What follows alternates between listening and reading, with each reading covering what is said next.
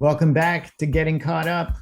Always great talking with someone from my past whom I haven't seen for a long time. In this episode, I'm talking to Andy Stuckey, comedian, musician, TV producer, filmmaker, and former NBC Page. He is one of the great pages of 1999 to 2002 era. He actually has one of the most accurate depictions of what it's like to be an NBC Page in the opening scene of a movie he made back in 2002 called Mullet Men. 30 Rock was a great show, and Kenneth the Page was very funny, but the scene from Andy's movie really captures exactly what it's like to be a page at NBC in a way I've never seen before.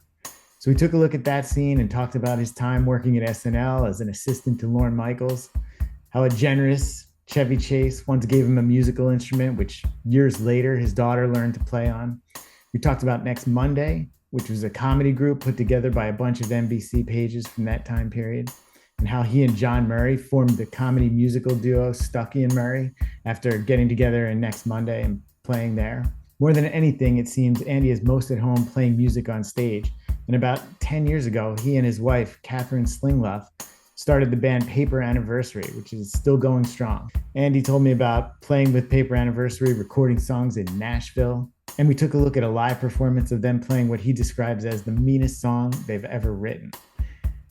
For all the performing he's done, Andy has also had a brush with being a fashion icon when he and Jon Murray invented a new type of formal wear, an upgrade of sorts to a staple of men's style that started as a joke and actually ended up with people wanting to buy them. So Stuckey and Murray had to start making them.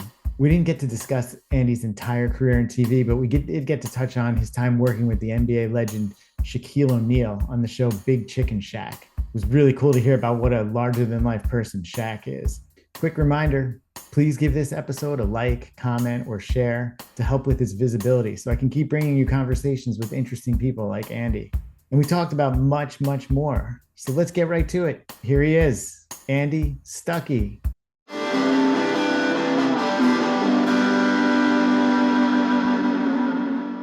Andy Stuckey, welcome to the podcast. It's so good to see you. You too. I just talked to you. We just talked about a week ago or so. First of all, we had a hell of a time scheduling this thing. And we were talking, how crazy was it that we were talking on a landline phone? Yeah, a landline. So you're up in old school. We really went old school there for a couple minutes, but we had to because you were up in the Berkshires, right? And the thunderstorm. And my internet went out. So the only thing I could do is, call landline it. So it's amazing that you had a landline because, like, I think I may have told you we have a landline here. We just don't have the phone plugged into it. I don't actually even know where the phone is right now. So I guess you need it up there. It's a matter. Yeah, you gotta have it. You gotta have it. Yeah, at this point. Yeah. All right. Well, it's good to see you. I'm glad we finally got this going, and let's start this conversation. Andy, we met in the Page program, NBC Page program, and I've had several pages on, so I'm trying to catch up with as many from sort of my time, my era as possible. And you were sort of right in that. And so, like, I can't believe it, but that's what, 24, 25 years ago at this point? February of 2000 is when I started. That's when you started. So I finished in March of 2000. So we overlapped by about a month. Yeah. I finished in April of 2000. So a month and a half, 2 months, maybe. Yeah. Yeah. I would see you at Hamburger Harry's and places like that when we started doing comedy and stuff. That's correct. So that was Tom Kelly, who's been on this podcast. Yeah. Actually, he got me there. I don't know is that how you ended up going there? Did he sort of? Yeah. I mean, I'm assuming it was him. I don't know, because it was our whole little Next Monday group of Murray and Celentano and Kramer and Goldstein. Yes. And eventually Noggle. I feel like, I don't know if maybe Noggle went up there too. Yeah. I mean, everybody did something there. Yeah. I mean, Christian Blatt, talking about people more from my time. Christian Blatt did stuff. Miller, of course. Kevin Miller. Yeah, of course. Gellis did a little there, I think. So there were a lot of people, but it was Tom Kelly who was the one who, for me, got me. He knew Gladys. What's that? That he knew Gladys. That was her. Gladys, yes. I don't know how he got to know her. So we should explain too, for those who don't know, Hamburger Harry's was essentially this little comedy club. I want to say it was what, 45th? No, 40. Somewhere in the Midtown. Somewhere Midtown, not far from NBC where we were working. Yeah. Like walkable. And And Off the beaten essentially it was path. like was it a what was the show? I can't even remember now. It was called Gladys's at Right. Hamburger Harry's, I think. Yes, Hamburger Harris is the restaurant, and they had a back room that was dedicated Gladys's to comedy. room, and Yes. maybe Tom and Gladys dated. Not Gladys was. they, they had some sort of rapport. I know that. Yeah. But what was it like? How did you get on stage? I can't even remember. Did you just show up? I didn't do stand up. I remember doing a next Monday sketch there with or something I wrote with Jenny Kramer. Okay. And then my friend JJ Jackson, who was a banker but super funny, doing something with us as well. And then Yeah. maybe we did a song eventually. Maybe I did a song. I feel like I remember seeing you perform with the guitar there. Yeah. And I'm you and sure I Murray, did as a matter of something, fact. or me and Murray did something, or Yes. when that first started, we probably did something there. I Yeah. don't remember what it was. It certainly wasn't what it grew into be, you know. Yeah. I have a memory of seeing you there. It might have been you and him, but I have like a pretty clear memory of you on stage doing a song about Christmas. I don't know if you still perform that one. Oh no, that was with Staccato. That was with Tim Staccato. It We was? did like a Silent Night thing that was fun. It was weird, but it was, I don't know, there was something. Tim was acting like a little kid. I don't remember the actual bit, Yeah. but it was so stupid and silly. But we did that maybe at Hamburger Harry's, or also we did some gig out in Long Island with Tom, and me Yeah. and Tim went and did a couple sketches and then did a weird song like that. Yeah. Did you do the thing down at PSNBC? Do you remember? Does PSNBC ring a bell with you? We had Al Roker hosted it. We got Tom, that was like I think that was Tom Kelly again too. Maybe I Adam didn't do Wade anything. might have had a hand in that. I don't think I did anything there. We had like a Page talent show. It might have been before you were in actually. Yeah. And it was PSNBC, which was NBC's like, little like incubator for new talent and whatnot. Yeah. And so we performed there. I can't remember if you were there. I know Sicardo was there, Blatt. No, I don't remember doing that. Murray and I did do like an MTV talent showcase thing. Oh yeah. We were both working at MTV. This was 2004-ish, 5-ish. And we got like second place in it. And that was at BB King's. Yes. We sang Taking a Dump at Work. I mean, yeah, sure. But we lost to a group that was, I remember us making fun of them a little bit because they were the hip hop opera. I was like, they could have shortened that to hip hopera. Yeah. It would have been, there's that would have been there. Yes, yeah. That would have been a little more pithy. Yeah. So, all right, we did Hamburger Harry's together, and Hamburger Harry's, I think it was like a Barker show. I don't know, like yeah, of course, definitely was. Get on. That's what I was wondering. How did you actually get on stage there?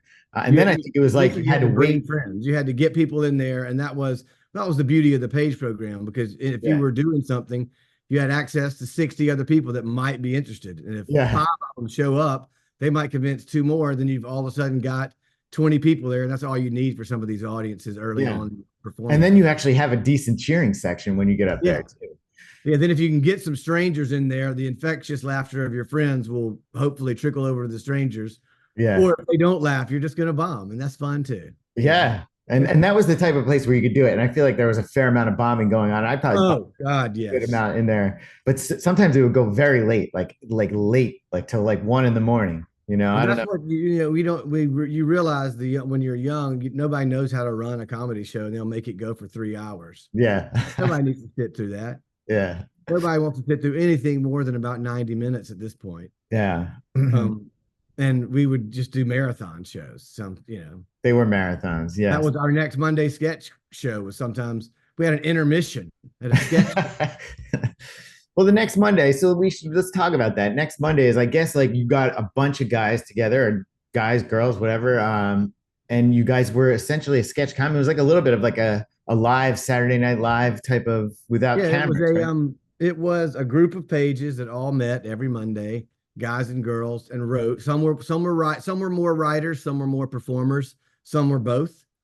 And we wrote sketch comedy together and did bits and stuff, worked out material together, and then ended up putting up shows together. Right. And it started out with a very big group. I mean, we were like 14 or 15.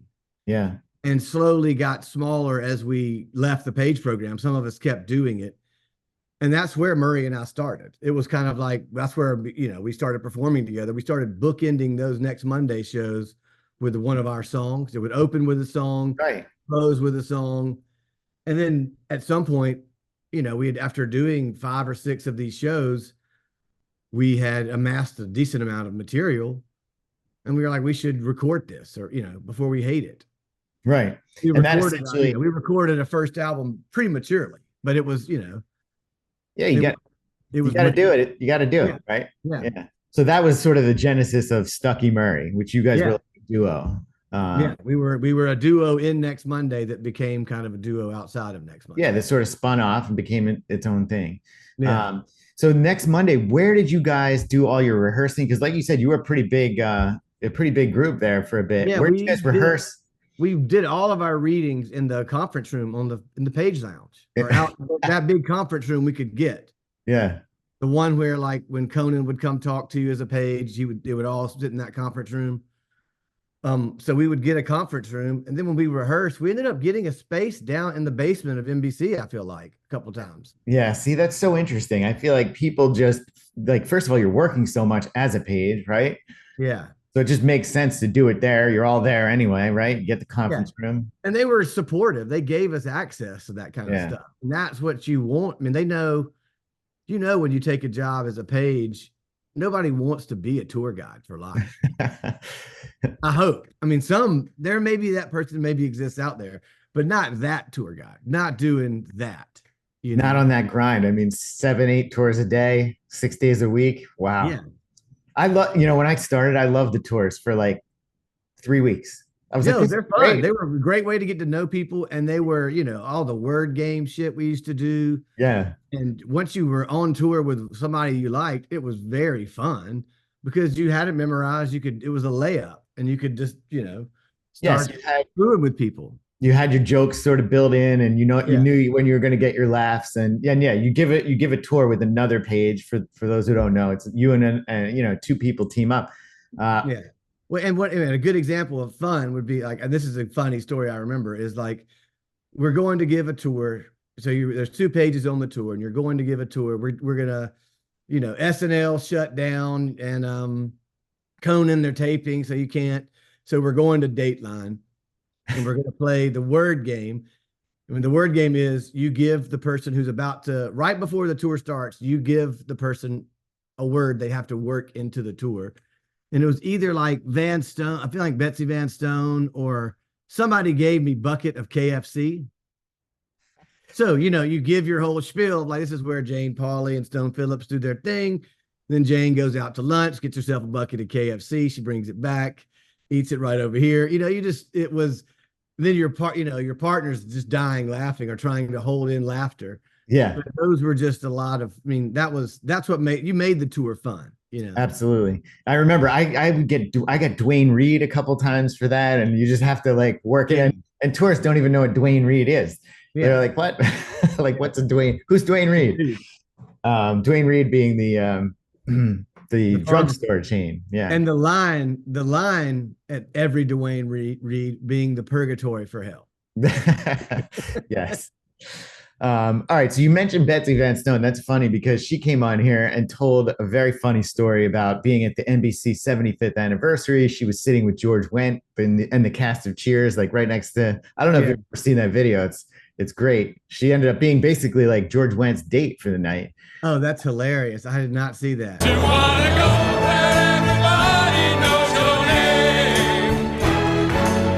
Yeah, so George Wendt's date didn't show up, and she was going to be there anyway. And being a Page, knowing as you're a Page, everybody, and they pulled her in and let her like sit right next to George. They couldn't have an empty seat with, seat filler. Yeah. So and I feel like so many Pages have come on and told a crazy story, like Wade with the finding the Jim Henson illustrations in Max Weinberg's dressing room in the closet. Like, did you ever see that?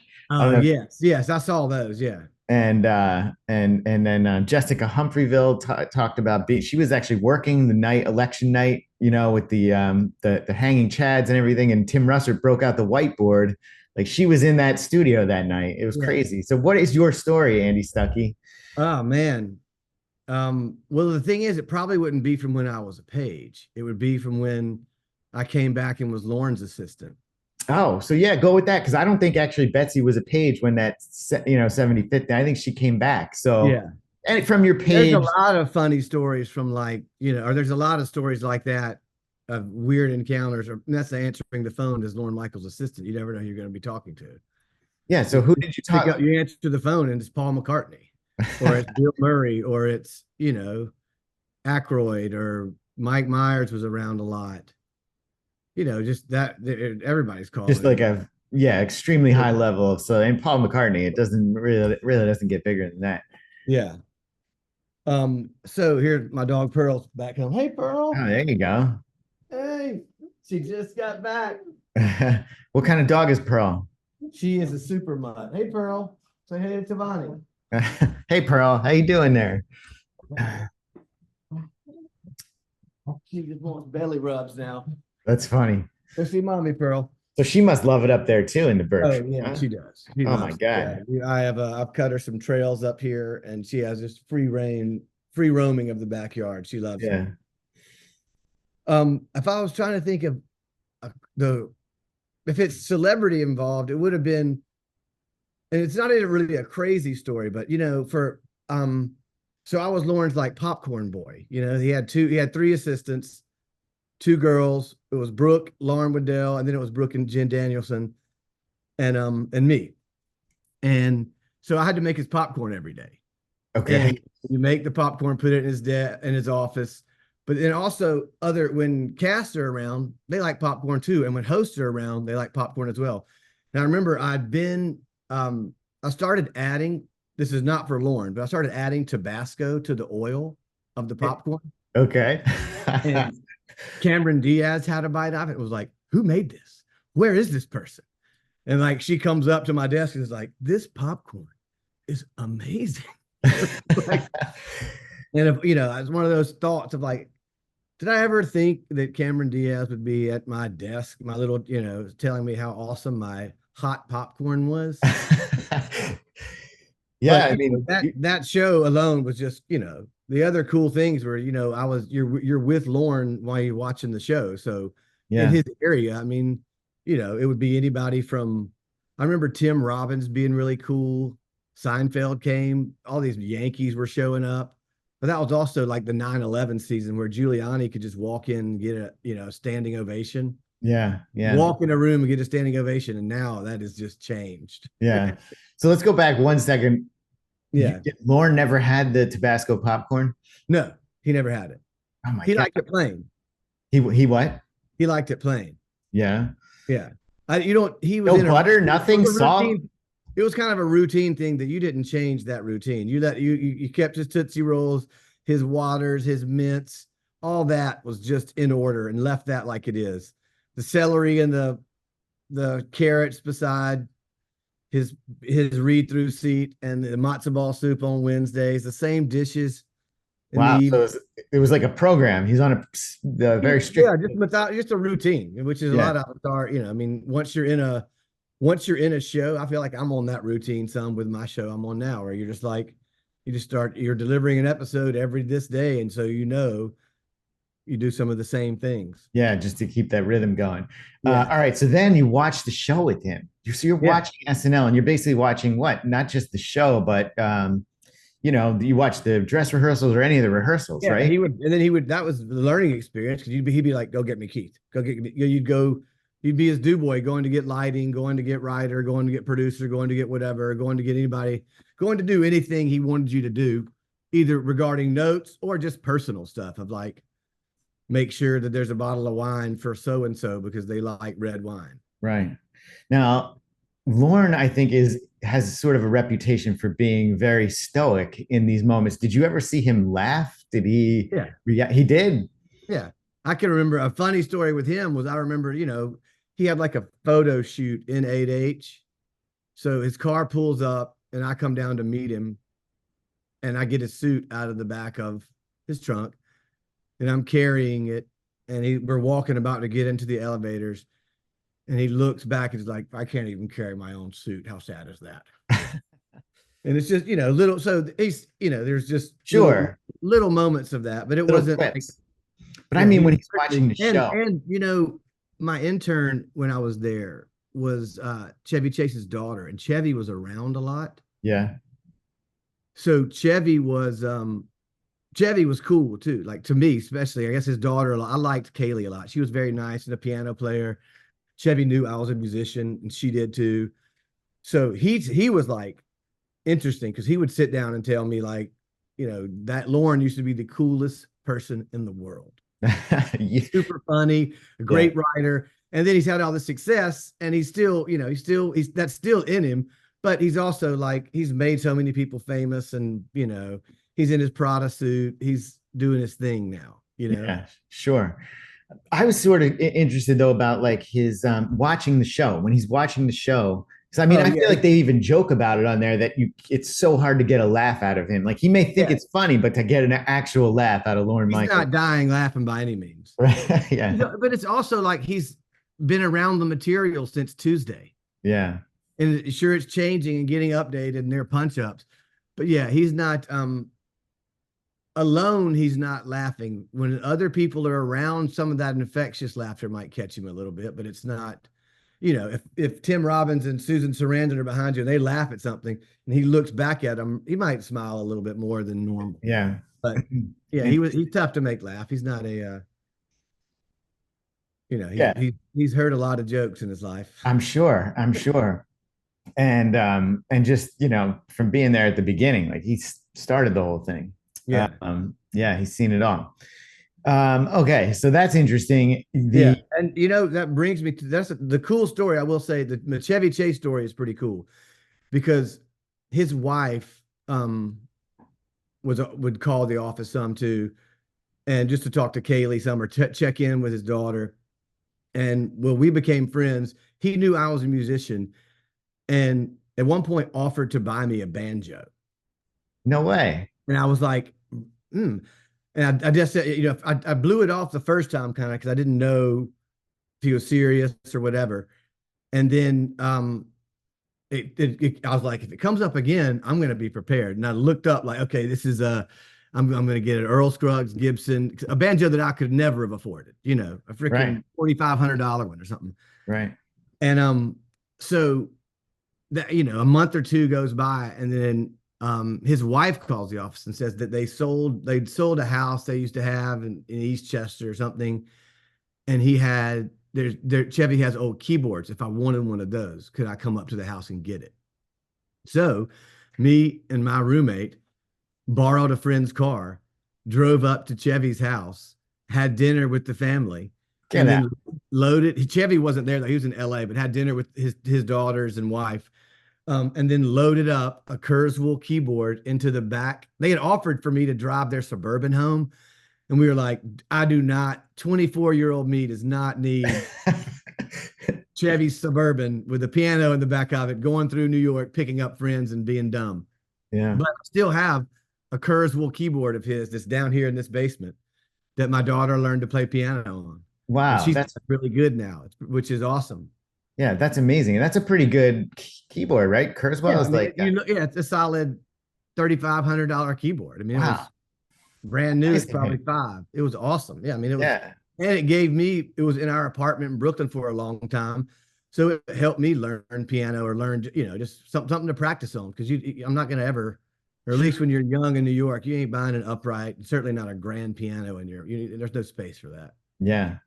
That's an amazing story. So your daughter learned to play she learned to play on a piano that Chevy gave me. Yeah. That's amazing. Chevy Chase, what a guy. And my dad looks amazingly a lot like Chevy Chase. Is that right? Yeah. Did you ever bring that up with him? Yeah. I feel like I showed Kaylee a picture of my dad, and she was like, wow. Especially the older Chevy got, when his hair turned gray and my dad's hair turned gray.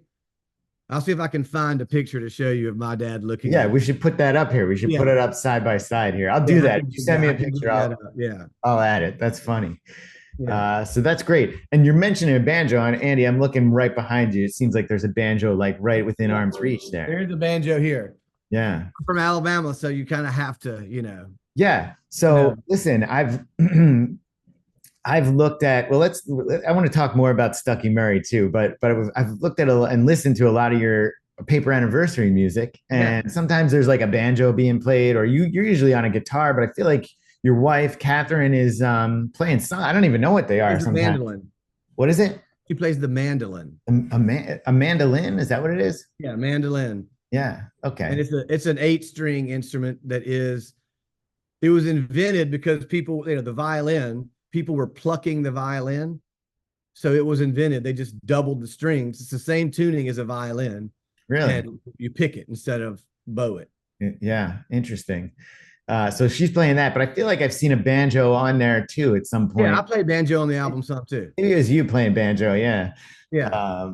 Yeah, that's wild. So let's all right. Let's talk about Stuckey Murray though. So that coming out of the Page program, and I guess too, while you're working with Lorne on the side, you and Jon Murray are becoming, you've got this thing going, right? Yeah.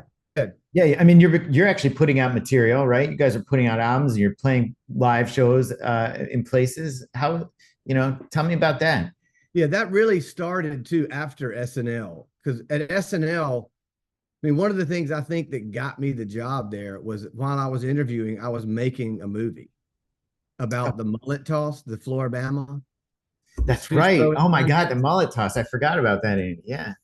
So that was too, which I realized too. When I saw that someone asked me for a link for that the other day, and we have got it digitized now. If Yeah. anybody wants the link, I can just email me. I can send them a link. But what it does, the opening montage of that really sets up how monotonous the Page program tour is. There's a shot of Camille, Brandon Graham is in it. It was like Derbyshire got us permission to shoot in the NBC lobby and in the Yeah. candy store. Yeah. And it's funny because you see the whole metal detector speech, you see the room where all the candy was, and we used to steal gummy bears and whatever.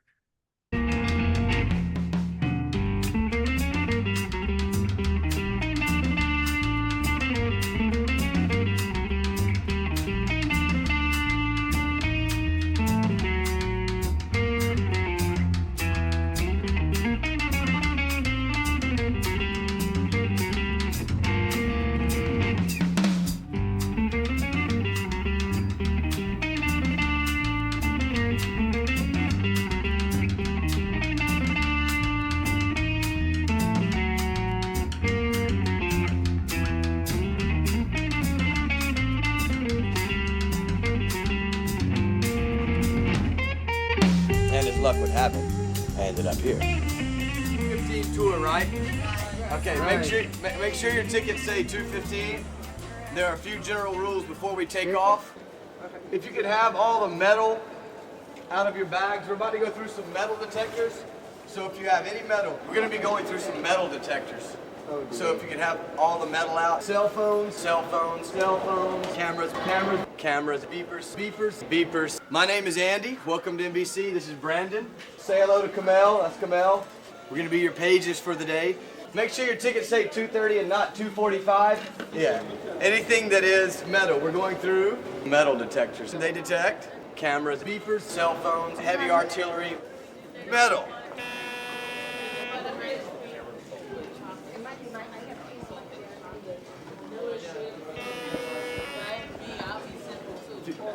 You could move all the way down just so we have room here for everyone else coming through.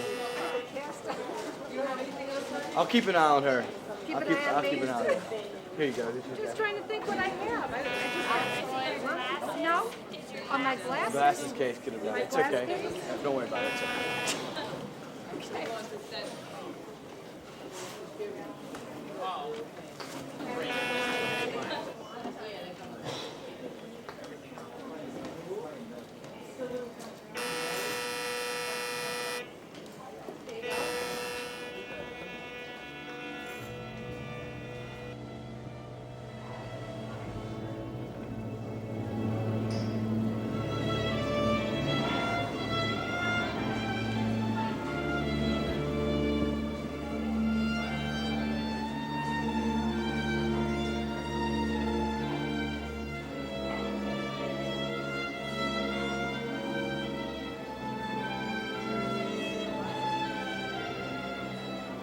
But that's what, that was 2001-ish when that movie came out in 2002. Yeah. And Next Monday was definitely still growing strong from 2002 to 2006 or 7. We probably still were doing sketches. But Murray and I had amassed enough material to make an album in 2004. Yeah. Or amassed enough material to what we thought we should make an album. Looking back on it, there are so many comedians that did not make their first album for a long time. Yeah. Some of our Page friends being examples. Golditch. Yeah. He had lots of material, been doing stand-up a long time, but didn't do an album until, I don't know, 5-10 years ago. Yeah. His first one at least. But Murray and I just were like, let's just churn it out. And yeah, so in 2004, I got some of my friends who I knew were super talented, and one of which was getting his PhD in Austin, Texas, and had a studio set up in his house. Wow. We can go to Austin, have the drummer and my guitar playing friend, who's also a great bass player, meet us there, and they have a studio in their house. We can make this album. Wow. So you did that down in Austin? Yeah, recorded it in Austin, Texas. And how long did it take you guys to do that?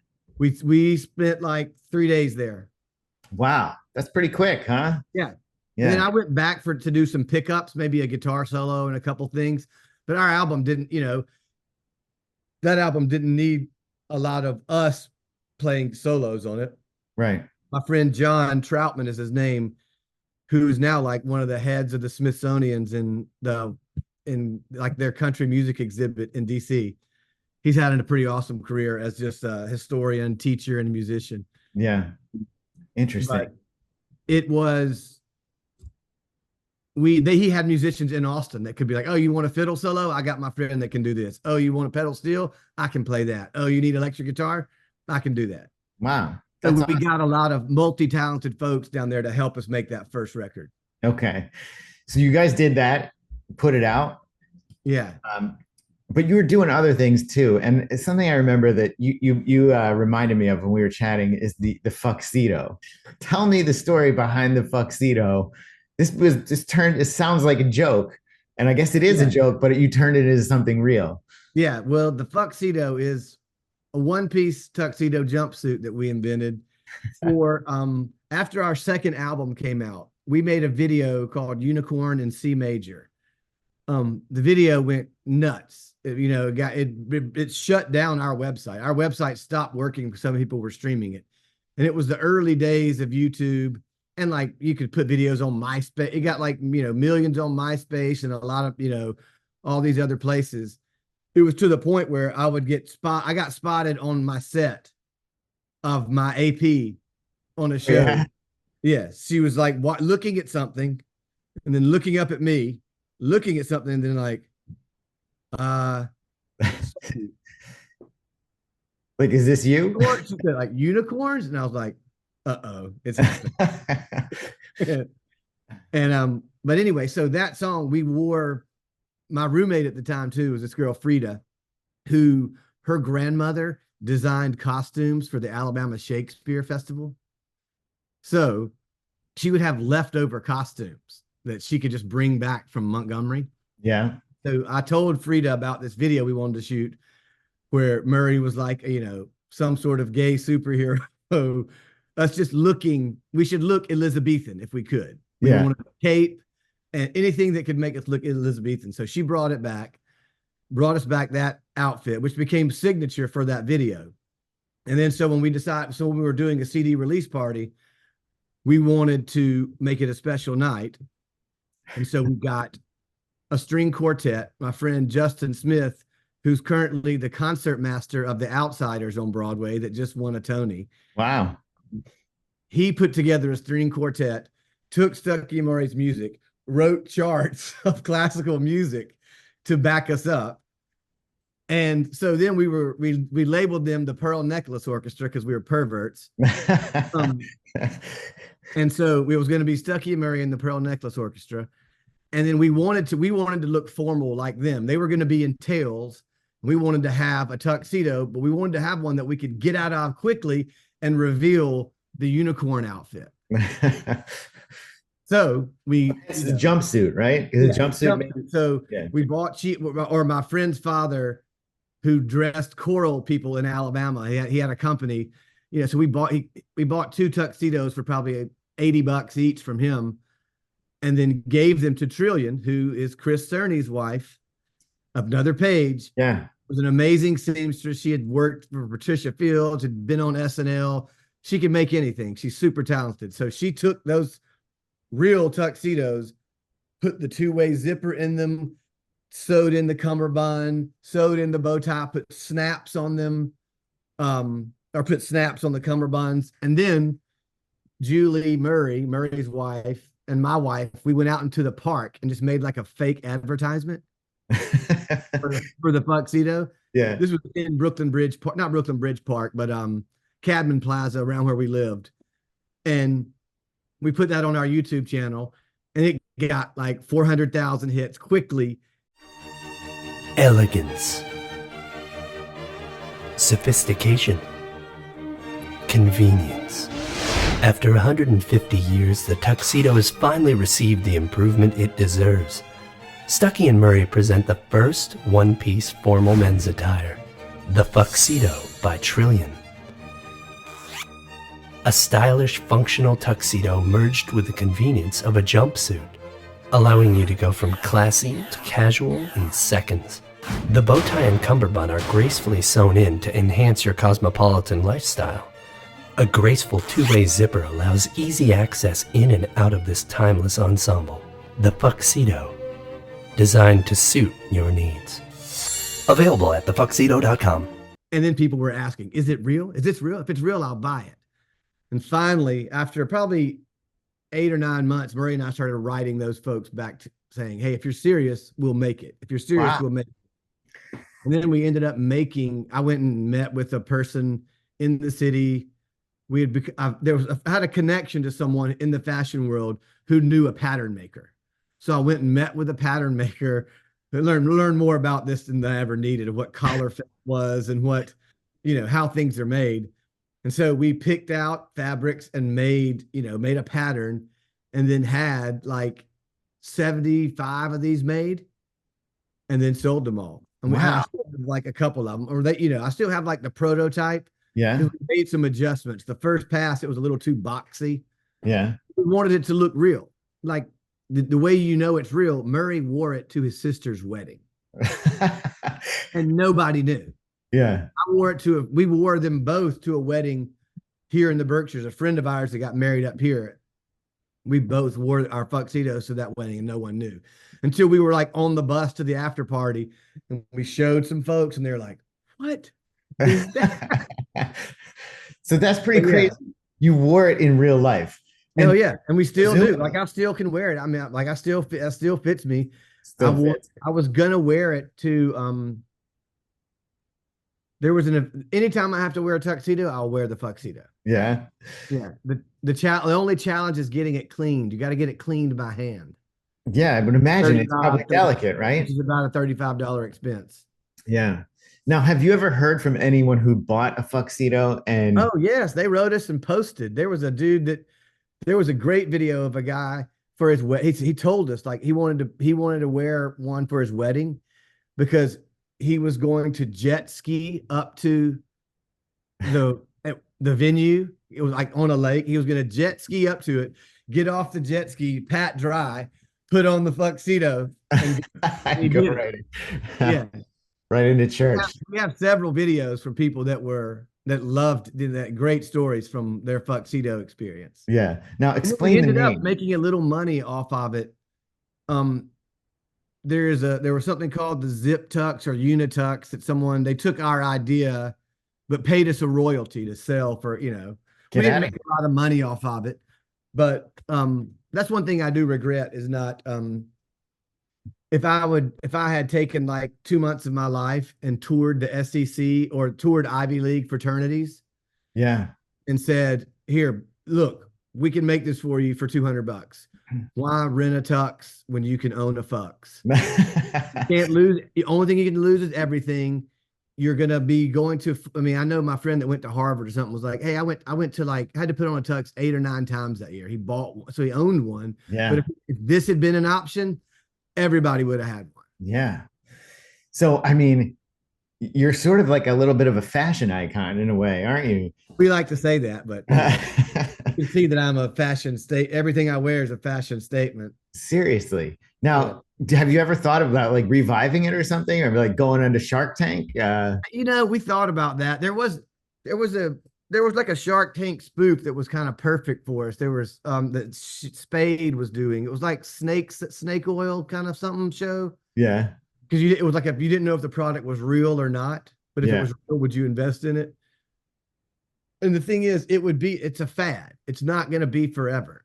Sure. It's like, could you strike while the iron's hot and you would need to time it up for like prom season. Yeah. Because if you could get banned from a couple high schools and get that spreading around, well, then everybody's going to want it. Yeah. And they're only going to ban it because of the name. Yeah.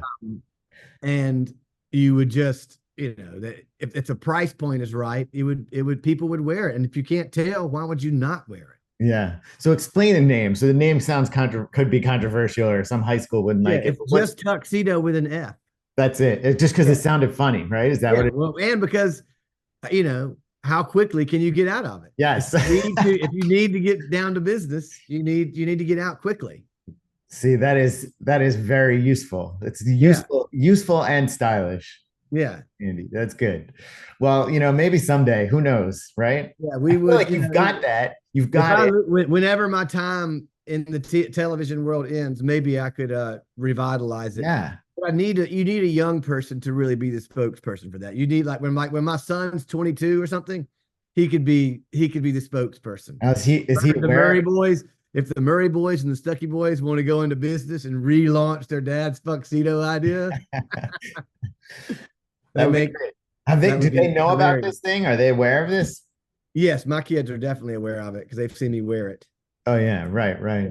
I wore it one time when some friends came over. We were having like a tea party for Maggie's birthday, and I just put it on quickly as a joke. So when they showed up, they would feel like we were a very formal family. And I immediately got out of it, and they were like, "Thank God." I was about to... That's funny, man. So you guys, who knows? Maybe the next generation of Stuckey Murray will bring it to the mass market, right? Yes. I think it's great though that you got people actually buying it and then getting back in touch to show you how they used it. And there was a guy who was in the pit. He sent us a picture of him playing the French horn in the tuxedo. He was an orchestra musician, it was like, which is perfect. He could hang it in his locker and then leave. And then, he was out of there and he could show up 5 minutes before call time, put on his tux and be right out there in the pit. That's great. That is great thinking. We need more of that sort of like innovative thinking. Yeah. All right. So then tell me about how you went from Stuckey Murray to Paper Anniversary. I think Paper Anniversary, you guys have been out for about 10 years now or so? Yeah, we wrote an album basically for my wife and I. She comes from like a family of singers and musicians. And when we first started dating long distance, I sent her a ukulele that she learned to play pretty quickly. And she got me more into bluegrass music, which I was not. I was into it. I was aware of it, but I wasn't like, I didn't play a lot of bluegrass music. Yeah. I didn't sing a lot of harmony. I didn't really understand some of that. Yeah. After she got decent at the ukulele, I got her a mandolin because that was a bluegrass instrument and she loved that music. So, while we were dating and early on in our marriage, I was still writing songs, and we wrote some songs or wrote some of those, wrote the first line or wrote every song on our first album happened during our first year, which is your Paper Anniversary, which is where the band name comes from. Yeah. And, as we had kids and got married, Murray and I slowed down performing in probably around 2012, 2013. Because I'd had a daughter, he'd had a son. It's just, once life gets in the way. And if you're not going to, we were on that lip of like, are we going to be performers or are we going to work behind the scenes on television shows? And we kept getting pushed in one direction. even though we had minimal successes and made some money touring colleges and then the Fringe Festival and Last Comic Standing. We had a good letdown there. And, but it was, you know, you have to pick and choose at some point. With like, what are we going to do more? And I still wanted to perform and still wanted to write songs. And that became a great place to do it. And I've always loved duets. So husband and wife duets are something fun to write and, you know, a little therapeutic for us. Is that right? I was going to ask. I can tell her she sucks in a song, not to, you know. Yeah, some of your songs, I mean, some of them are actually quite poignant, but others are like, you know, there's like some tension in them. I mean, you know, that's fun. That's the fun part about it is like, you know, we just did a show just 2 weeks ago at a venue up here called the Ostrich Room in Lenox, right near Tanglewood, that venue. And 2 couples came up to us afterwards and were like, that was therapeutic. I thank you. It was like, we're married and that was awesome. And that's a fun thing that we never thought of, that it's a weird niche market, but it's something people like. They, you know, it's, if you can talk about openly or sing about openly. Yeah. I'm better at singing about it than I am talking about it. My wife would agree about that. So you two write all the lyrics then, or one of you or both of you? Yeah. I would say I write more than she does, but she makes them better. Yeah. She fixes it sometimes. She edits, and I usually have a song that has way too much or have extra verses and extra choruses, and she helps pick and choose which ones we should use. Now, listening to you guys, I'm not like a country music expert, but it sounds to me like a country music. But now that you're saying bluegrass, I guess I could hear some of that in there. Elements of bluegrass, but it is country. It's country, yeah. Country, bluegrass, Americana, whatever you want to call it. Yeah. So definitely indie. It's not mainstream. It's not. No, it's not totally mainstream, but it's got like, I feel like it's got some of the elements. I like on one ear there's a guy playing, and I should know what this is, but it's like one of the laid down guitar where he's sliding the thing on it. Pedal steel. What is that called? Pedal steel or a dobro. Oh, okay. There's a lot of dobro on. I mean, we have a great dobro player in our band. Cole's his name. He's awesome, and he has his own band. They're incredible. Yeah. And he plays on our newest stuff. Our original record has some pedal steel and also some dobro by a friend of mine from Alabama named William Barnes, who is also he was like a Juilliard guy. I mean, just can play anything and is a freaking musical genius. Yeah. Now, so you've got that. So I feel like that is like a staple of country music. Every time I see like a country artist or something performing, there's a guy over there doing that, right? Yeah, doing the slide. Yeah. Got a slide, either an acoustic instrument or an electric instrument. Or an electric, yeah, right. Yeah. So it's a little bit of it's country, right? Like genre wise, that's kind of what it is. And then like we're talking about the lyrics, like the music, the lyrical content of it is very personal based. I know there was one song that I particularly liked. It was called "Hard to Miss" that you guys did, and I think you mentioned that was something about the pandemic. That was our pandemic anthem. Yeah, it's hard to miss you when you're always around. Yeah, that is written. You know, it started before the pandemic, but the pandemic really made that one like, oh, this is it. So I was wondering too, if that could be even before a pandemic, you know, without a pandemic or whatever, you know, when you got young kids, like you're always around, you know what I mean? Of course. Well, it's also working as a freelancer is where it all started. Yeah. Because when you're freelance in TV, I had been on the road in West Monroe, Louisiana, working with the Robertson family. I did a show with Jep Robertson and Willie and Cy, a show about, you know, so a clip show and then one like sitcom-y type reality show. But I would be there for like 6 weeks, and I'd come home, be there for 6 weeks, come home. And when I wasn't working, I was always around. You're just around. Yeah. Yeah. You're just like, you're at home. Yeah. And that's where the idea is triggered. And then once COVID hit and everybody was around all the time, you couldn't even leave to go to work. Yeah. There was just no separation. It became like, this is clear that we need to finish this song. Yeah. COVID put that on steroids, I guess, huh? Yeah. You ready? 1, 2, 3, 1, 2.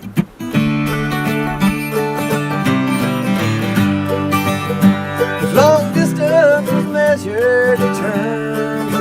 heart. We'd never be more than seconds apart. I've been out on the road and bound and wrong. It's great to make it back home. My heart would unravel every time you would travel. Glad to have you back safe and sound. But everything I do, you're right there too. I'm starting to break down. What a thrill to be together, what a thrill to be kissed, what a thrill to be apart, what a thrill to be missed. But the missing's gone missing now that you're back in town. It's hard to miss you when you're always around.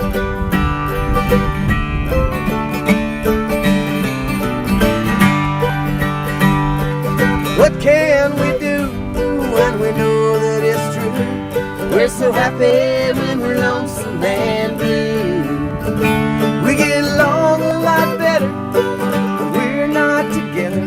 The thing missing me is hard. You should try missing you. What a thrill to be together. What a thrill to be kissed. What a thrill to be apart. What a thrill to be missed. But the missing's gone missing now that you're back in town. It's hard to miss you when you're always around. Well, you should have seen us, the miles between us. We were the envy of town. But now a couple of beers has made it all clear. It's hard to miss you when you're always around. I just need a place where I can't see your face. A little time together, a lot of time alone. What can I say at the end of the day? It's harder to love you when you're always at home. What a thrill to be together, what a thrill to be kissed, what a thrill to be apart, what a thrill to be missed. But the missing's gone missing now that you're back in town. It's hard to miss you when you're always around. It's hard to miss you when you're always around. It's hard to miss you. Won't you please just leave town? Nice. Thanks. I want to do one with Maggie holding the 5D. What's the 5D? So you guys are lucky though. I mean, you live in Brooklyn, and so that I mean, but you have a house in the Berkshires, which is like what is that? You should explain the Berkshires for anyone who doesn't know. I'm not sure I even know. Yeah, the Berkshires is surprisingly rural. It is, and it's only 2.5 hours north of the city. Is that right? For example, how rural it is. We did not have internet until 2021. So when we were here with COVID, we did not have internet. I had to rent an office and drive to it to go to do work. Yeah. And no one, and you don't have cell service. I still don't have cell service. I cannot call you on my cell phone. I can use wireless calling, but I cannot call you if AT&T or Verizon does not work. Stand in my driveway all day, and no one understood that, especially during COVID. Yeah. Now, is that a good thing though? It seems like it could work out to be like a pleasantly surprising. It was awesome for COVID because everybody buckled on devices with kids, and our kids they were like, it doesn't work. Yeah. You can play on an iPad at the office when you're done with school, but once we leave, it's not going to work here. Yeah. And that was, so when we would have buckled with any sort of social media or any sort of, advanced stuff for kids, it wasn't even an option. Yeah. Even an option for us too. Like that was the awesome part too, for me, of like, if something really needed to happen, you had to call my landline. So are you going to call me at 9 o'clock at night to get this cut out, or can it wait till tomorrow? Or you call me to let me know this, or can it wait till tomorrow? Right. So that was. And what did people do? Did they wait till tomorrow mostly, or did people? Sometimes, Yeah. but I got calls late and that was fine. I was like, yeah, I got to deal with it. I have a job. I'm ready to go. Yeah. So now another song that you guys have, and I don't know if this is like working on a progression from Hard to Miss. Then you have Dead to Me, which Yeah. That to me precedes it. That was the meanest song we've ever written. that the meanest song you've ever written. Yeah, that's how it was. Every comedian and writer, I think, has those little black books or some sort of back book that they write in. Maybe now you use your phone, your notes section or whatever. But I had, like, right when Katherine and I first started dating, I feel like I'd had that idea for the meanest song I've ever written. Is what it was titled. Mm. And we just, continued to add to it and continued to tweak it until it was finished. But it came quickly. That was one that, I had a version of that song in 30 minutes. Really?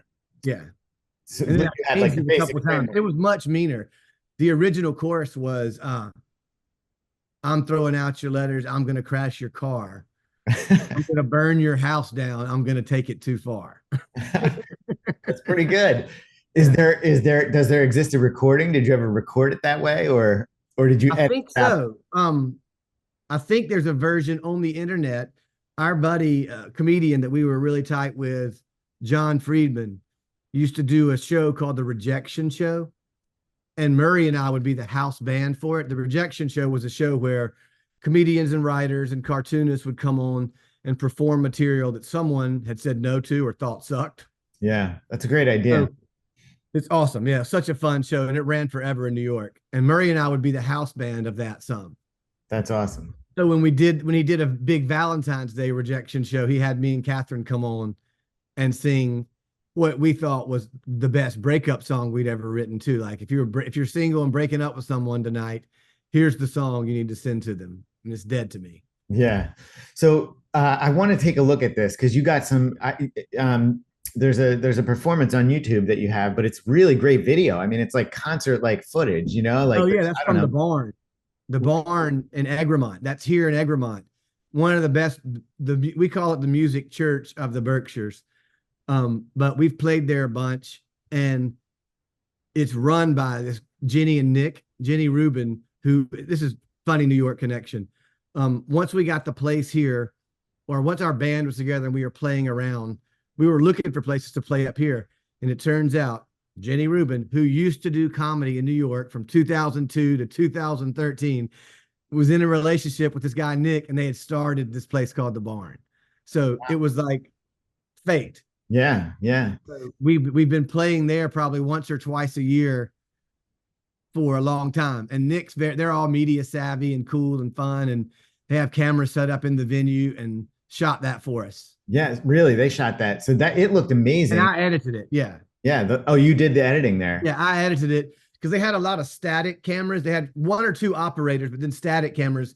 So I would put that movement. I added that movement to give it a feel. Yeah, I mean, it looks like a concert video, music video, Yeah, it's awesome. And so this is your band too, then, right? Because there's a guy playing one of the big upright basses in there. That's Larry, who's in our band sometimes, but he's since moved to Kingston, but he's still a great musician and plays around. You'll see him playing around the Northeast with people. Yeah.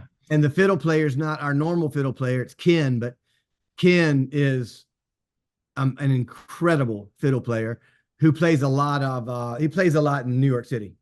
Yeah.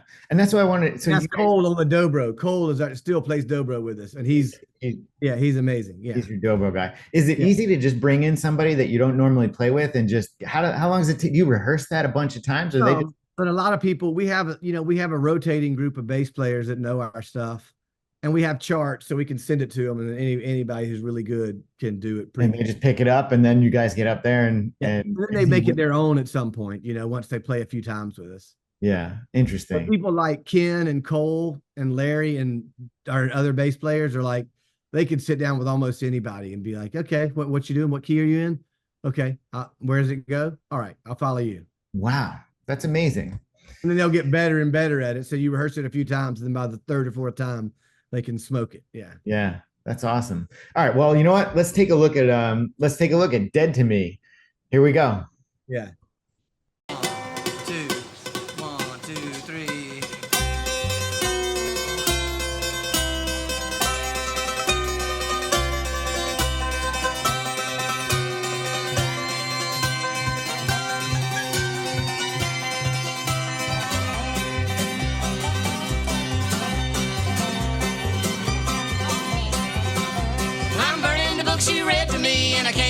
what you said to me, and still went to bed with me. Oh, honey, now you're dead to me. And to think you would have bled for me instead, I let you tread on me. Now your kisses taste like lead to me. This time you're really dead to me. Oh, I'm throwing out your letters, your sweaters and your shoes. I'm gonna burn your pictures and the sheets you slept into. And I don't care if you're sorry, I hope you're feeling blue. That's right, I got a little red in me. I'm letting you know you're dead to me.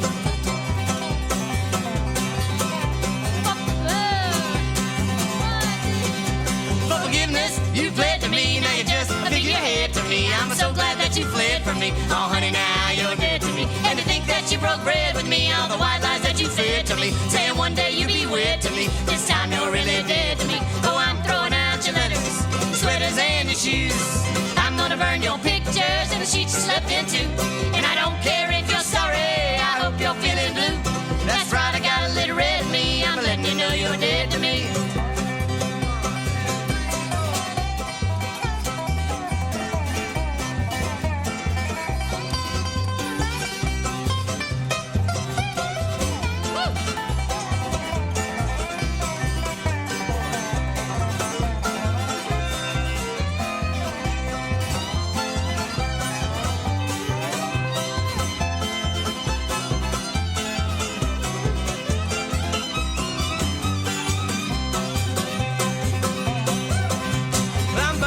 She read to me, and I can't believe what you said to me, and still went to bed with me. Oh, honey, now you're dead to me. And to think you would have bled for me instead, I let you tread on me. Now your kisses taste like lead to me. This time you're really dead to me. You're dead to me. You're dead to me. You're dead to me. You're dead to me. That's the end of the line that led to me. Oh, honey, now you're dead to me. Thanks, guys. We'll be back in a minute. Andy, that was awesome. Like I said, it looks like a real music video, you know? I mean, I guess it is a real music video. What am I talking about? It is a real music video.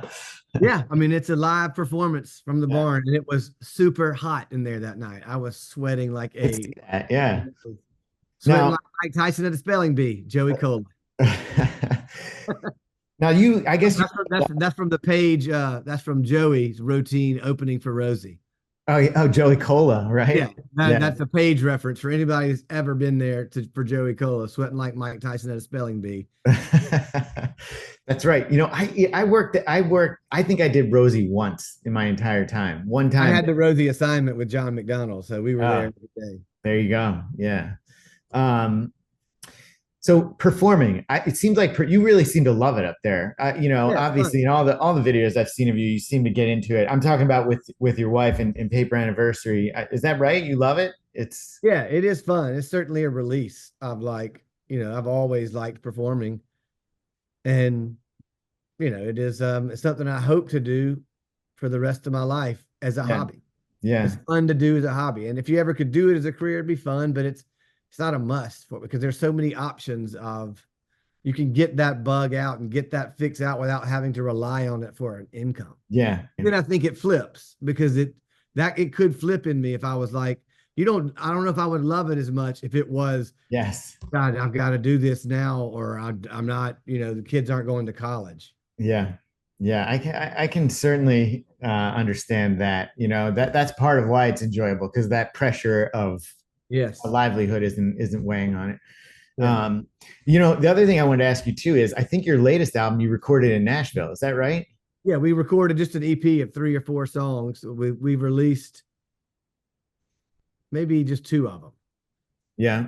Yeah, we released our New Year's resolution song, Make More, Spend Less, Quit Drinking. That's a good one, yeah.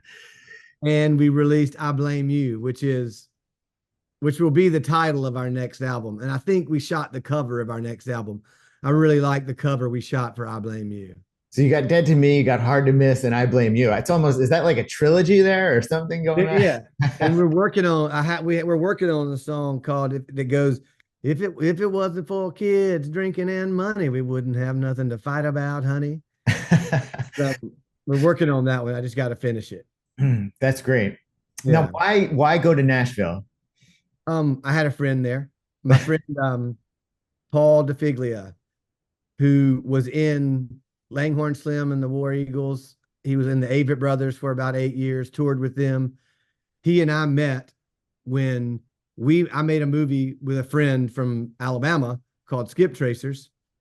And after seeing Langhorne Slim at Galapagos in 2004 in Brooklyn, I approached him, Paul, and Langhorne saying, hey, we're going to make a movie at some point. I want y'all to be a part of the soundtrack. They said yes, didn't hear from me for a long time. But then 2007 rolled around. We had made the movie and they came and did it. So I became friends with Paul, got to know him. And then after he left the Avett Brothers, he opened up Daylight Studios in Nashville, where he's recorded a lot of bands, and had a relationship with him and knew he would be just somebody fun to go record with. And it just so happened that we got booked a gig. Our band got booked at Katherine's alma mater. She went to school at Sewanee, which is just south of Nashville. So they were paying to fly the whole band down there and paying us for the gig. Wow. It just was like, okay, we should pay for 2 extra nights and go record in Nashville. Yeah. Yeah. But the brunt of the expense was gone. Now, I feel like sort of every band does something in Nashville. Like they record there. You know what I mean? Like even non-country bands, I feel like they all go and do at least like one album or something there, you know?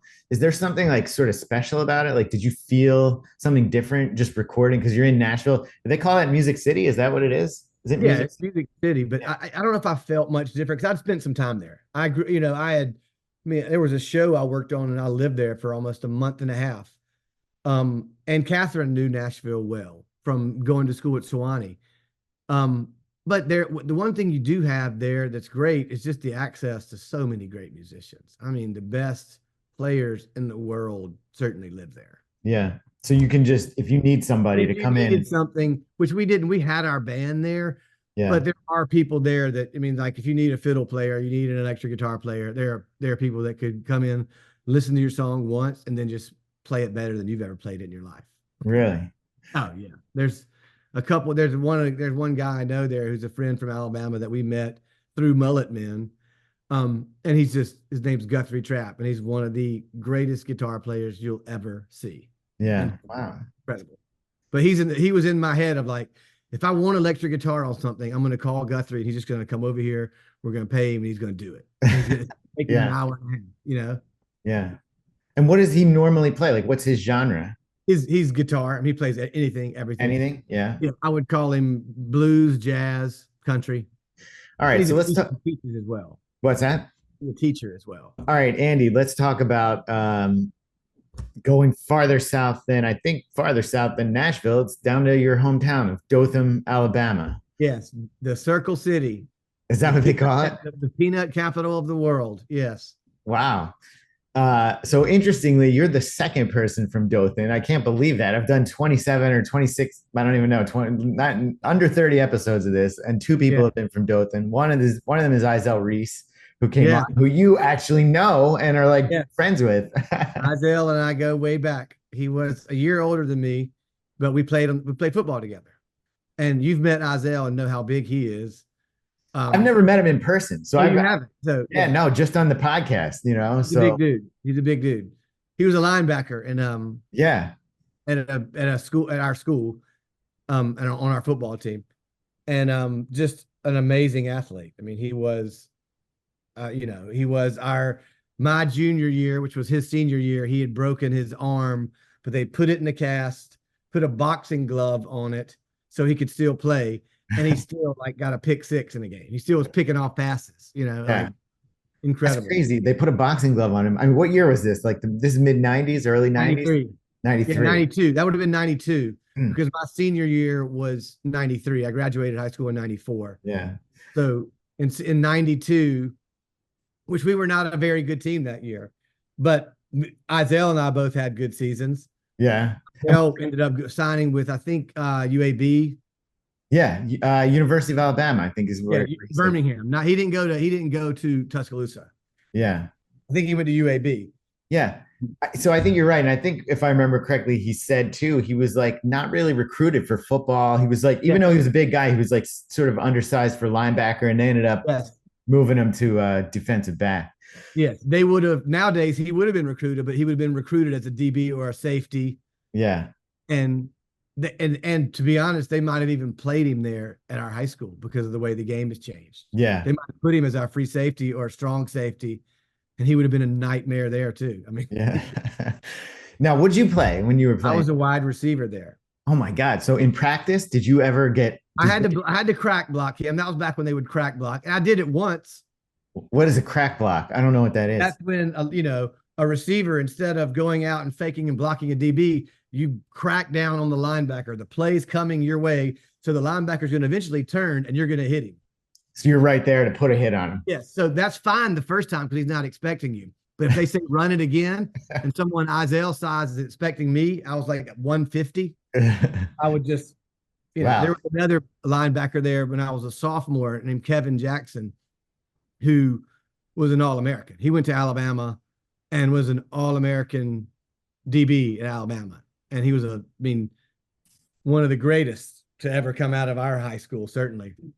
You do that once, but then you don't, I'm not going to get hurt in practice. Yeah. So you did it once. You did it once to Izell and once to Kevin Jackson. That was it. Yeah. And then the next time you're just kind of get in their way. I'm not going to let him come full speed at me because I know where that's. Oh man. So you play wide receiver. Wow. That's a fun position though, right? Or My junior year, I had like a little known fact. My school is now closed. My high school, Northview High School, is where I went to high school. I think I may still have the receiving record for the most receptions in a season at Northview High School at 42. Get out of here. That's a lot, Andy. Yeah. I mean, think about it. Like you said, the game has changed a lot. I don't feel like they threw the ball that much back then, as much as they do now, at least. So yeah, if they threw it as much as they do now, it could have been a lot. Yeah, you might have had 80. Yeah. That's wild. All right. So Dothan is that is a small town though, right? Yeah. Yeah. I mean, there's 55,000 people there, maybe more than that now, maybe in the 70s. Yeah. But it's a lot of surrounding communities. There's like Ozark and Enterprise and Ashford and Slocum, and all these tiny towns are really close that kind of call it home. I feel like Clay Holmes, the Yankees pitcher. Yeah. He says Dothan, Alabama, but I don't know. He may have gone to like Geneva. It's a small town right outside of Dothan. Right. But a big lot of great baseball players coming out of there. Is that right? Our high school team had a guy that signed with FSU and a guy that ended up playing in the big leagues, a guy named Gabe Gross, who played. I mean, I feel like he hit his first at bat in Yankee Stadium. I want to say he hit a home run. Wow. Yeah. That's wild. So here's what I want to ask you though, Andy. You grow up down there. That's so far from New York City, right? At what point were you, sort of like getting a thing about New York City or wanting to get into show business? I mean, you're talking about being a high school football player. That's not really, necessarily like where, that is not going to New York City and does comedy and works in television and performs music. Well, it started, I feel like when we were young, me and my friends would make videos and movies. We have old videos that we made, old sketch comedy things we tried to do. And then once I was in college, I still was playing music there, but, and writing some, but I also started my senior year, I started writing a column for the newspaper. Ah, how about that? And it was kind of a humorous column. And I saw people's responses. I would get stopped because you'd have your picture on it, you know? Sure. And then I would get stopped and people like, oh, that was so funny. And then, so that kind of gave me a little bit of a bug. And then I knew once I didn't, everybody's parents probably wants them to be a doctor like mine did. And once I had changed majors, I was like, okay, I'm going to pursue this writing thing. And I like comedy the most. And so it's either you're going to be like, you want to be Dave Barry at that point, or you want to be Louis Grizzard, or you want to be, working in TV. And I loved stand-up comedy. I loved sketch comedy. I'd loved SNL my whole life. And I'd loved, stand-up comedy. Yeah.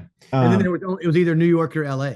So I went before I graduated, I went to New York because I knew one person there.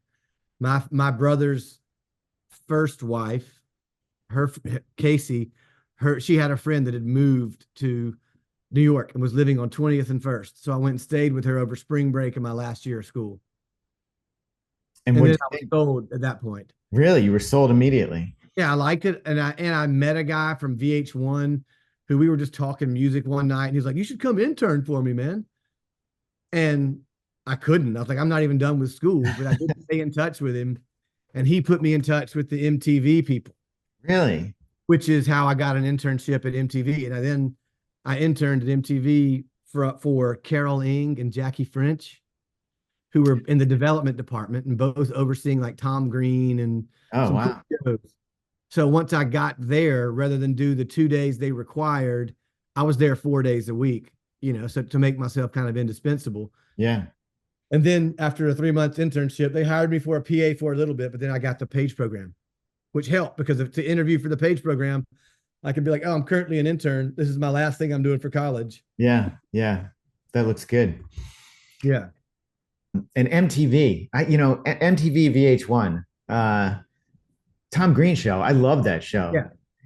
Yes. Part of my job was like reading fan letters of complaints of like, while we were expecting a cow to be in the store, we were not expecting Mr. Green to suckle the cow.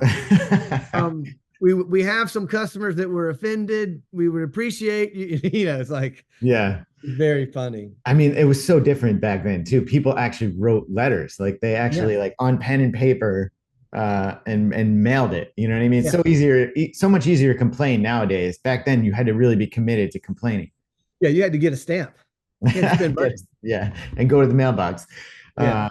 That's amazing. So, all right, we've been talking. You've been mentioning it. We haven't really talked exactly about it, but you working in TV all these years. You've done so many different things. One thing I wanted to ask you about is because I'm a huge fan of his is Shaquille O'Neal. You worked on a TV show with Shaquille O'Neal for a while. Yes. It's maybe like what, 4 or 5 years ago at this point? Yeah, about 4 years ago. It was pre-pandemic. It was pre-pandemic. Okay. Yeah. It was called Big Chicken Shack. Correct. Big Chicken Shack. It was for Facebook Watch. Oh, so it wasn't even it wasn't on a network. It was Facebook. No. Yeah, no, Facebook Watch, which became known as, TV for no one, paychecks for everybody. Because nobody knew how to find it. It was not, and they were, but it was fun. It was a really fun experience. So, because it was following, Shaq started a restaurant in Vegas called Big Chicken Shack. And it was all about the beginning of that. Where were they going to source the food? Who was going to cook it? Who was going to try it out? Where were they going to be located? How was the decor going to be? All that goes into creating a restaurant. Yeah. And then just Shaq life. When you're Shaq, wherever you go, the one thing you notice pretty quickly, or I noticed pretty quickly about Shaq, is everywhere he goes, no one says, "Is that Shaq?" They just go, "Shaq." There's Shaq, yeah. If he was 6'2", he'd be a lot more. He could live a little bit more in obscurity, but his size alone, I feel for the guy some, because it's like he's so kind, but then he's so recognizable. Yeah, I mean, he's huge. He's like 7'1", right? He left some wardrobe behind one night, and I came running out of the building. I put on his pink polo. Yeah. He came running out. "Shaq, you left something." He just looked at me like, God. It was down to my knees. Yeah. And it was huge. The short sleeves were like right here. Yeah, that's funny. Now, could you get a tuxedo in Shaq size? No, you couldn't. You could not. Yes, you could, but it wouldn't be worth. Yeah, that'd be handcrafted. That'd be a special order. Fully custom. Yeah, for the finale of that show, Bird Scooters sponsored it, but they made him a custom scooter. Did they really? Electric scooters, yeah. Because little ones. Yeah, how about this? Like, just how does Shaq get around in a car? You know what I mean? Like, he has custom made. He has a mechanic. Does he really? He has a friend that that rigs those seats back, and he has a couple that you can't. He has no leg. He can't sit in a normal car. Yeah, I was gonna say like. But yeah, that was a lot of fun. I'm trying to think of my best stories from that. The one that sticks out the most is after a similar day of going through wardrobe. We've gone through shirts and shorts, things that he's worn, things we need to save because we might be doing something again. me and my producer Shanae were just tossing. He's worn it, throw it. She throws me one. I catch it. There's something in there. I open it up. It's the key to the suite of the hotel he's staying in, the Palazzo maybe, and regardless, and $800 cash. Oh my God. Yeah. So the next day I show up to set and Shaq's in the chair getting a little makeup on. I'm like, Shaq, we got to talk, buddy. He's like, what is it, Stuckey? What's up? And I was like, found something in your pocket. And he said, cash, keys, condoms. What was it? And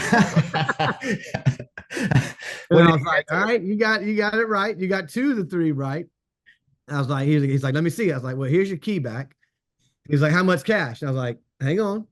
I was like, all right, it's $800. And I give him the $800. He peels off $100, puts that in his pocket, and gives me the 700 and goes, take care of your producers and give some to Mo and Maggie. Wow. So I gave, it was like classic Shaq. Yeah. So you just spread it around, right? Yeah. That's and wild. the other thing that was cool is he would send videos because I was away from my family. He would send videos to Maggie and Mo at home. Like, Maggie and Mo, it's your Uncle Shaq. I'm here with your dad. Y'all go to sleep early. Don't make me come up there. Just have fun. Yeah. They would send videos back like, hey, Uncle Shaq. Mo got a Shaq jersey. And, it was really cute. Yeah. Really fun exchange. And then when the kids came out towards the end for Mo's birthday. And when the kids met Shaq, another classic Shaq, he always carries cash with him. He pulls off $200 and gives them each $100 cash. Oh my God. I told him they were going to a show that night, and he was like, I got your tickets. Give that, Wow. That's incredibly generous, but just to be able to do that, like to have the financial freedom. He's a cool guy. I love Shaq going back, when he started actually all the way back to LSU, if you remember. That's when I liked him. If you'd have told me, when I liked him at LSU and I was an Alabama fan, we went to go see them play in Coleman Coliseum because Shaq was on the team. If you'd have told young me then that I would be at Shaqapulco in the pool with him, like comparing muscle size for a photo, I would have been like, nah, that ain't happening. Yeah. Yeah. Life's weird that way, man. Yeah. Yeah. We, at a shoot at his house, the house that, his Orlando house, it's like 30,000 square feet. Oh my God. We, after we had gotten pretty much what we needed, Shaq was like, all right, we're stopping. I don't care what anybody says. We're done shooting. Everybody's getting in the pool. Let's go. And we all jumped in his pool. My DP was doing backflips off the waterfall. It was awesome. And how was that? That house must have been amazing. It was huge. The funny part about it that you notice of all of his places is the furniture. Yeah. Like his bar stools are not normal size bar stools. Is it like a ladder? It's bigger. It's just everything. You can't have if you saw the bar stools in my house right now, they're built for like asses that are the size of freaking 2 CDs like mine. Yeah. And his is like, he can't do that. Yeah. That's so wild. But that was a cool, he also had his house in Atlanta was awesome too. And that was another cool thing. It's just, he had a gym there. Just shooting. I got to shoot 3 balls. Shaq saw me hit a couple of threes from NBA range, which was cool. Yeah. So he's got a gym, like an indoor gym. Yeah. Like basketball, like full court. Full court. Oh my God. That's awesome. Yeah. Oh man, what a life. Must be great to be Shaq. So he's got house in Orlando, house in Atlanta. Were you mainly in Vegas, or were you guys all over the place for this? We were mainly in Vegas, but we toured around. We went to Newark, where he was from, and then we went to Orlando, went to Atlanta. And I think I saw a clip too. Was Mark Effman? Yes, Effman was there. That's who got me on the show. Yeah. Effman got me on the show. He's like, man, I need a number 2. So I need somebody to come. That's so funny. So Effman became a part of that show. And Effman and Shaq's relationship was hilarious because Effman, if y'all don't know Mark, he's a short little guy with a lot of energy and super funny, but also just high energy and just wants his way. And him and Shaq, they were funny. He would give it to Shaq and Shaq would give it right back to him. But I have a pretty funny video of Shaq grabbing Mark, picking him up so Mark could dunk a basketball.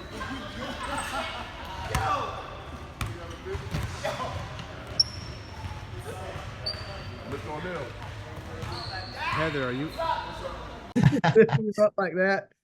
So funny. That is so funny. So I worked with Mark on a show. This is going way back when he had Mark Productions. I don't know. Does he still do that?